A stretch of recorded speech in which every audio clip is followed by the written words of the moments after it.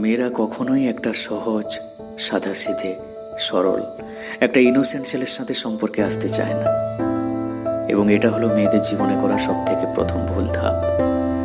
মেয়েরা সবসময় স্টার্টিং থেকে এমন একটা ছেলে চায় যার একটা আলাদা অ্যাটিটিউড লেভেল থাকবে, যার ম্যাচুরিটি লেভেল থাকবে একদম 100%, যে কথা বলবে কম, শুনবে অনেক বেশি।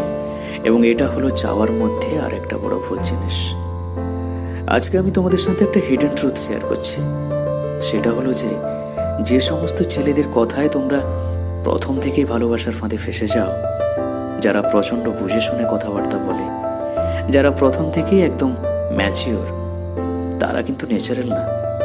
তারা আগেই কিন্তু 10 ঘাটে জল খেয়ে এসেছে। উল্টো দিকে যে ছেলেটা একটু টকেটিভ, একটু ইনোসেন্ট, একটু বেশি কথা বলে, খোলামেলা কথা বলতে পছন্দ করে, তার মানে কিন্তু এই নয় যে সেই ছেলেটা ইম্যাচিওর। সে আর যাই পারে হোক, সে কিন্তু রিয়েল। তার মানে কি লাইফ পার্টনারের মধ্যে কোনো ম্যাচুরিটির প্রয়োজন নেই? অবশ্যই প্রয়োজন আছে, কিন্তু পুরোটাই স্থান বিশেষে, ব্যক্তি বিশেষে। সম্পর্কে নিজের লাইফ পার্টনার এমন চুজ করো যেটা তোমার নিজের জন্য, ভবিষ্যতের জন্য পারফেক্ট। এরকম নয় যে সমাজের লোককে দেখানোর জন্য পারফেক্ট। যে মানুষটা তোমার প্রকৃত লাইফ পার্টনার, তোমার প্রকৃত স্বামী, সারা জীবন তোমাকে ভালোবেসে তোমার পাশে থাকবে, সমাজের লোককে দেখানোর জন্য নয়।